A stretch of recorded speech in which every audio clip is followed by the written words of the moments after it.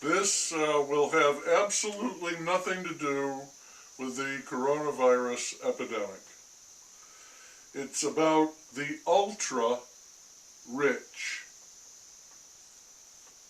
Even though it was written 30 years ago, I read another book by Vance Packard because I thought it might illuminate the present conditions in America. The title of the book was The Ultra-Rich. How much is too much? The answer to that question is simple and easy. There is no such thing as too much. Capitalism encourages the acquisition of wealth. That's its spark plug. The opportunity for personal profit is unlimited. Excess is not an evil, it's a promise, a guarantee, a fully realizable dream. You don't need to hit the lottery to get rich.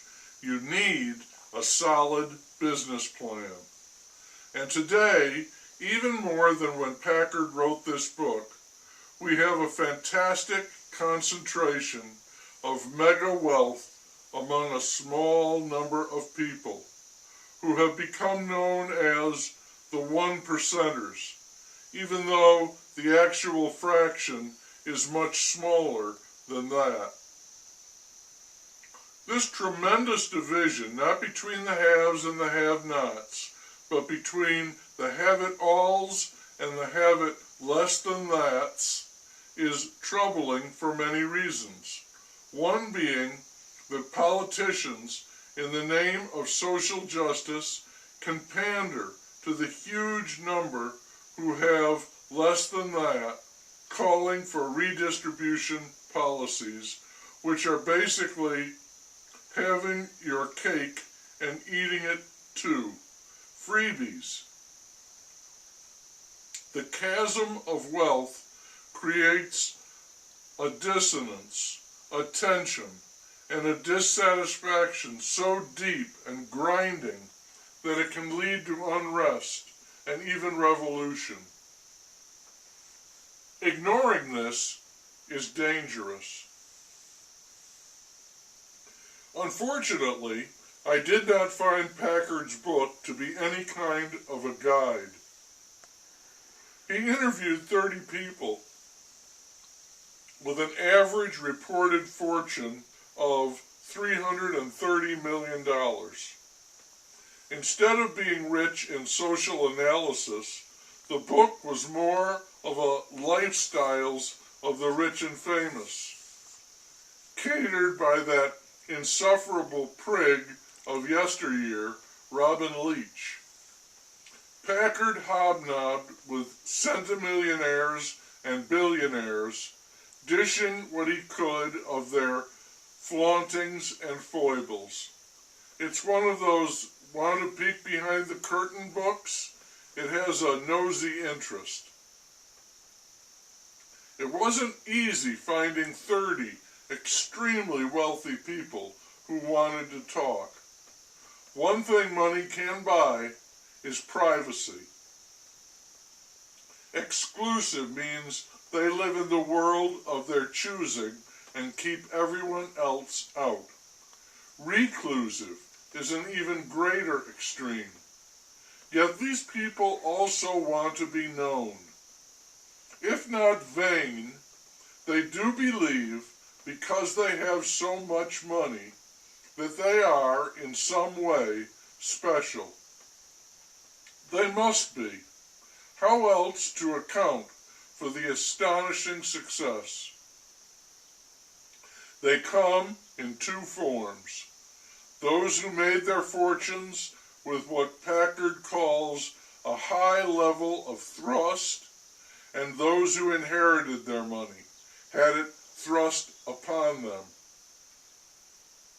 Those who made their money tend to be blunt-spoken, practical, and certain that they are right about everything. As one of them said, the trend of the world today, Vance, is not good. And if you can't see that, you're utterly fucking stupid. These people are doers who often offend others. In response, they keep on doing. You might think they would be vilified for this, but not always. We elected a classic case to be our president.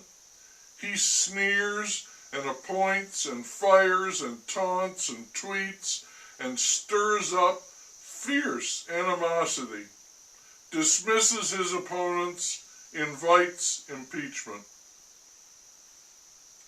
These people with money worry about its effect on their children and heirs.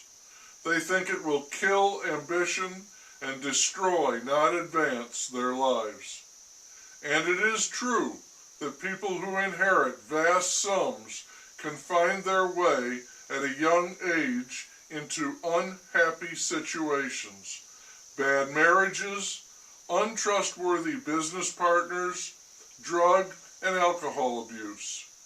They are withdrawn, depressed, and feeling guilty, and they sometimes, like recovering addicts, become crusaders for fairness and social justice. As one woman put it, it's just as unhealthy for the wealthy ones as extreme poverty is for the poor. It takes exceptional genes and or luck to rise above the undertow of surrounding circumstances that tend to pull one into the sea of dulled sensitivities and partially realized individual skills. In the end, though, she said, she had, with difficulty, developed the serenity to accept her inheritance. I say, good for her. Everyone has quirks. Rich people are allowed to express and even magnify their quirks. Packard provides a gushing plenty of conspicuous consumption and competitive display. He delivers the goods.